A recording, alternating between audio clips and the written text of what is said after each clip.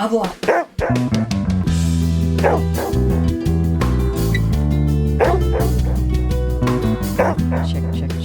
Okay, welcome to another episode of FitPet Boston Talks. My name is Leah and I am the host of the show. And it is Thanksgiving weekend here in the U.S., so happy Thanksgiving to everybody who celebrates. And if you don't, I hope you are having a wonderful beginning to your weekend. Today I am continuing my quest to release an episode every Friday from now until the new year. And I wanted to talk a little bit today about the concept of beginner's luck. So if you're new to the podcast, thank you so much for tuning in. Historically, I have sat down and interviewed local Boston area dog handling professionals, and we have talked about our lives, dogs, and careers. In 2023, I've taken a step away from that goal, and my spouse, Laurie, and I have been doing deep dives on specific topics pertaining to dog training and dog handling. We also talk about our adventures with our own personal dogs. We have 3 dogs of our own that we trial and do other fun things with. And overall, those of you guys that listen to the show consistently have been into what we're doing, so we are going to continue doing that. I apologize for not sitting with Laurie this week. It's been a very busy week, and I've also had kind of limited access to my space that I use to record, so I've had to just take it as it comes. And this podcast, even though it is really fun for me to do and very rewarding, it certainly kind of gets put on the back burner sometimes just because my priorities need to be on my work and my family and my own personal dogs. And quite frankly, as with most podcasts, this is not a money-making adventure for Laurie or I. It's something that we truly do for fun, to reconnect with our clients, to share our stories. I think it's a good way for new people to kind of get to know us. And historically, it's been a space where people can come and openly express their opinions and their views and their stories. And it's been a really fun ride.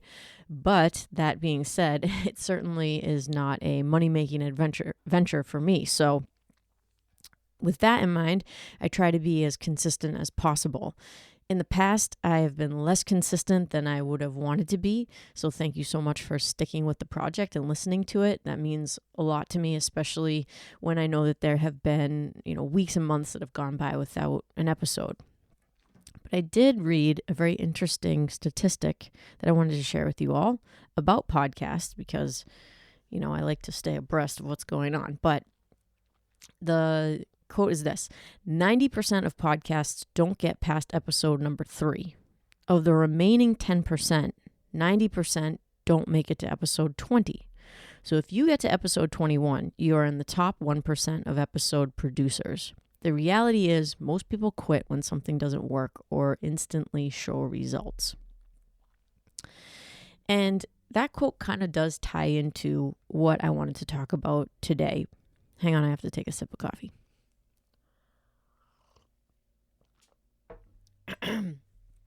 So what I wanted to talk about today is the concept of beginner's luck. So I read the book, The Alchemist, this year. And no, this is not another book review. But The Alchemist is a great book. It's a book about personal growth and development. It is a book about pursuing a personal goal or a journey or a quest, so to speak. It's a really easy read. I blew through it because I read The Alchemist after I read a particularly difficult book. So reading The Alchemist was just like frosting. It just felt so good after going through some more difficult text. But one of the concepts in the book is the concept of beginner's luck. And paraphrasing the book talks about beginner's luck as being when the universe gives you a taste of success early on, showing you that the task is one that you should pursue. And then one of the last things that the alchemist says to the main character is that every search begins with beginner's luck and ends with the victor being severely tested. So I wanted to go back to the concept of beginner's luck early on in your journey, because I think that this sometimes happens to us, especially when we go into something new with dogs, if we are truly supposed to be working with dogs. So, and I'm going to use an example from my own experience. So when I first started playing frisbee with Reuben is a mid-sized / small mixed breed dog. And I started playing frisbee with him in the fall of 2021. So 2 years ago. I had been playing with him on and off just for fun in our yard and in the field. I kind of started working on it seriously I think in like the spring of 2021, just learning a little bit about the game, some of the things that I would have to do in order to compete. And then I started to, look for places where I could compete. I think the spring of 21 is when I first did an updog event, which was super fun. And then in the fall, I found a toss and fetch league that was close by. And the first time that we played toss and fetch together, he scored 19 points. And I didn't really know what that meant because I had never played before. I didn't know how significant 19 points was. I didn't know if 19 points was good or bad. I didn't really know that until at the end, somebody came to me, and it was somebody that plays on the team who is particularly competitive, and basically said, are you coming back next week? Because we really need you to play because your score is really high. And I said, yeah, sure. I mean, this is great. At the time, I didn't even realize that they competed every single week. I didn't know anything about the way that the game worked, because with updog games, you compete once and then you wait until the next competition is announced and then you compete again. But with toss and fetch, it is this unique game where you play consecutively for 5 weeks in a row, and your score is collected with the rest of the team's score. It's kind of like a team sport. So, long story short, I did experience some beginner's luck with Reuben scoring 19 points, which isn't a particularly high score. It's if you can consistently score, 19 points or 20 points or above, it's a good thing. You'll be able to be competitive with your team, but it wasn't like blow me away, high score. It certainly is admirable, but I didn't even know any of that. Right? So here I am, I play, I get accolades from those around me telling me that I scored high, and it would be a solid year before I scored 19 points again.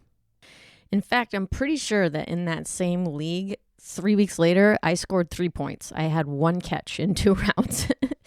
So all that to say, I certainly did experience beginner's luck right in the beginning when I started frisbee, and I didn't know how much I was going to enjoy playing. I didn't know that starting this adventure would lead me to starting my own league and teaching other people how to play with their dogs.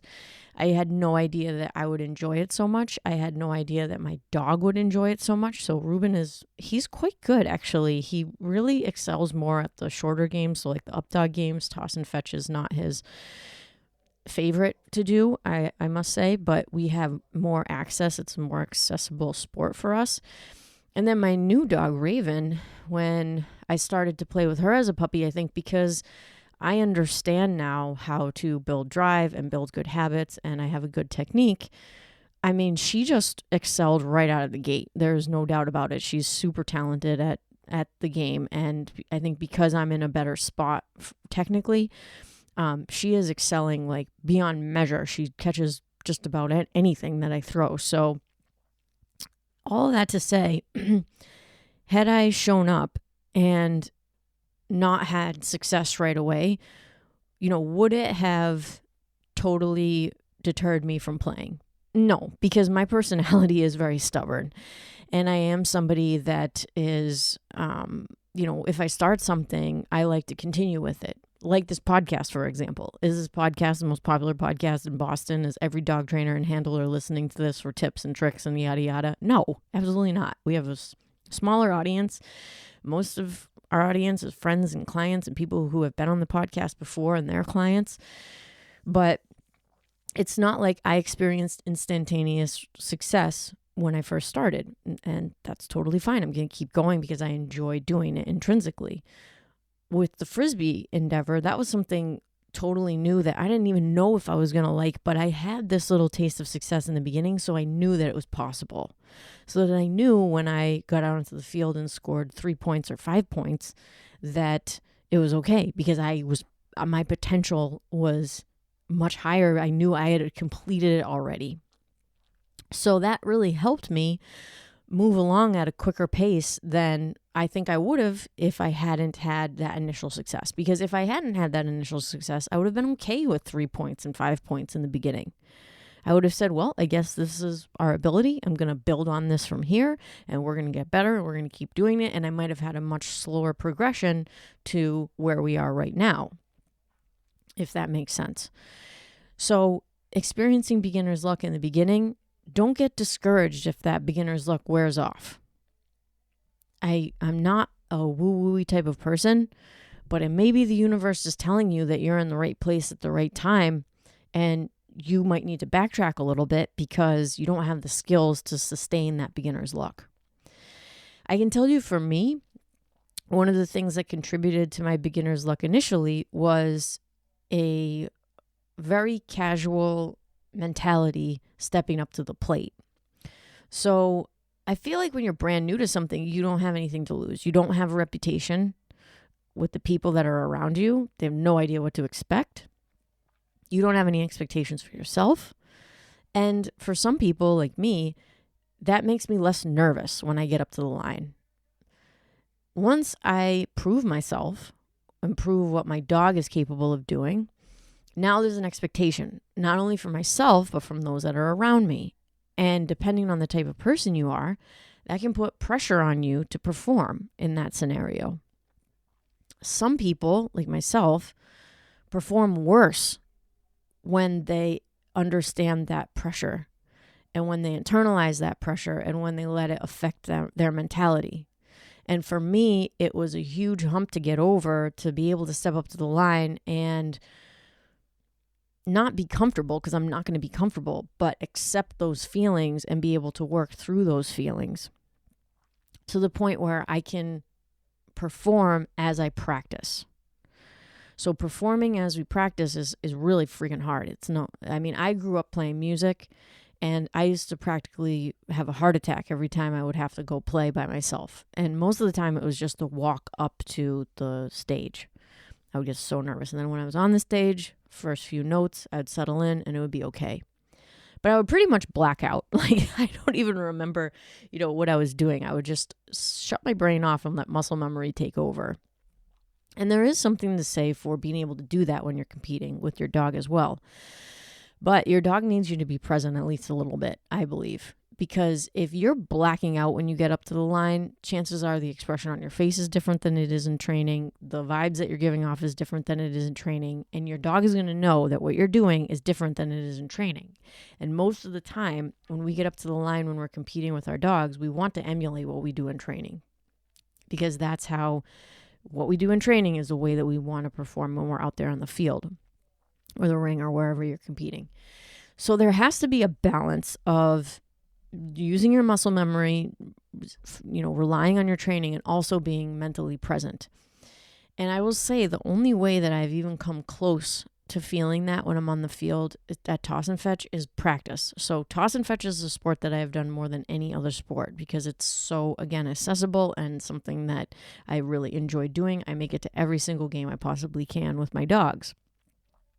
Therefore, I have a lot more repetitions under my belt of that environment so that my mind has gotten used to being in that situation over and over and over again. And it helps with my performance anxiety, which I have when I compete with my dog. My dog doesn't have performance anxiety. I have the performance anxiety, right? So that's something that I have had to get over. In the beginning, when I experienced that beginner's luck, I didn't have that performance anxiety because I didn't even know if it was something that I wanted to do. And then tasting a little bit of success early on let me know what I was capable of and what Reuben was capable of. And it's what kept us coming back, even though my scores really dropped off, to tell you the truth, after that first round, those first rounds. So all that to say, if you try something new and experience beginner's luck, and then you come back and you're not so lucky, it's okay because now you know what you're capable of. Additionally, I think if you try something new, you don't experience beginner's luck, but you find something rewarding about that journey. And if you find potential in what you're doing and in what your dog is doing, and if they enjoy doing it, there's nothing that says that you can't stick with it. Because there are plenty of things that I have tried and continue to do despite not having beginner's luck. one of them being this podcast project. And even though I haven't experienced beginner's luck with this podcast project, I'm in the top 1% of podcasts that have ever started because I've made it past episode 20. I believe this is episode number 82.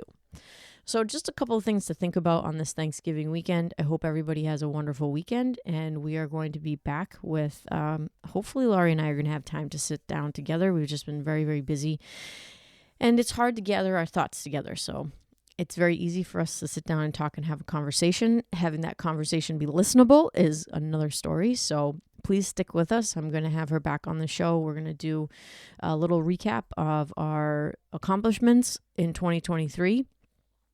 And until then, I hope you have a wonderful weekend, and we will see you next time.